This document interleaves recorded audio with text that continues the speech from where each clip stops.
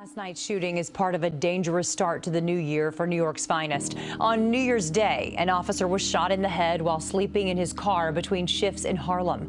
Police believe he was struck by a stray bullet, and thankfully he survived and was released from the hospital the next day. Early Tuesday morning, an officer was shot in the leg in the Bronx while struggling with a 16-year-old suspect. That officer also survived. Just 2 days later, on Thursday, the 20th, a detective was shot in the leg and survived. He was serving a search warrant on Staten Island. Violence won't divide us. It will unite us. Right now at 11, calls for unity in the wake of a deadly ambush of two NYPD officers that left one of them dead and the other fighting to survive. To my NYPD, our NYPD, your NYPD, thank you for what you do and what you face. This city appreciates it. I appreciate it. We all appreciate it. You are not alone. I support you in what you do. We are not going to answer your questions. We hope our prayers are answered. Good night.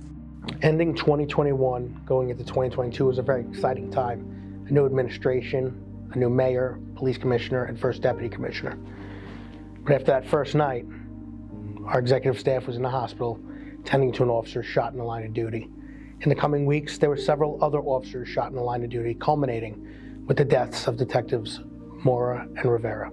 Within the coming days, we reached out to the Detective Rafael Ramos Foundation and the NYPD Hispanic Society. We came up with a fundraiser, and within 30 days, we raised $66,000 for both families. Standing in front of St. Pat's Cathedral, there was a lot of grief. There was a lot of upset officers, a lot of angry officers, after witnessing two of our very own brothers just be killed in such a tragic way.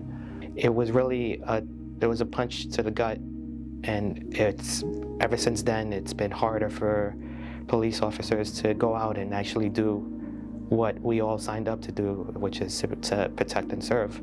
Shortly thereafter, we heard of an inspiring story of a little boy named DJ, 11 years old from Texas, battling terminal brain and spinal cancer.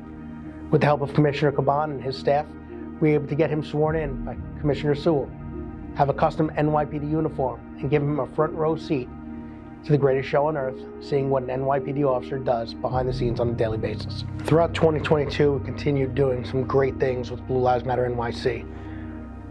We supported many fraternal organizations, raised over $7,000 for a tragedy involving Port Authority police officer Anthony Vivaro.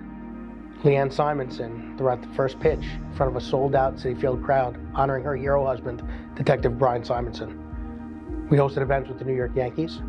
We traveled to Connecticut to honor the memory of Sergeant Brian Mole, who died in the line of duty. He loved soccer, so what do? Plan an event with NYCFC for the family to go out there, put a smile on their face, and enjoy the same sport that he did. We hosted an event for an NYPD detective who was battling cancer due to 9/11. Raising over $12,000 for him. Teamed up with Chaz Palminteri, who helped aid us in helping some officers that are experiencing some terrible times. Battles of their own, whether shot in the line of duty, battling a stroke, or battling cancer. I would like to thank all our donors who, without you guys, we wouldn't be able to operate for the past 8 years. And from your assistance, Blue Lives Matter has grown into the organization that it is today. The most important part of our day, especially with this organization, is to remember our fallen officers, to always know that they are our priority, and that when we say we're always going to remember, we mean it and we stand by it.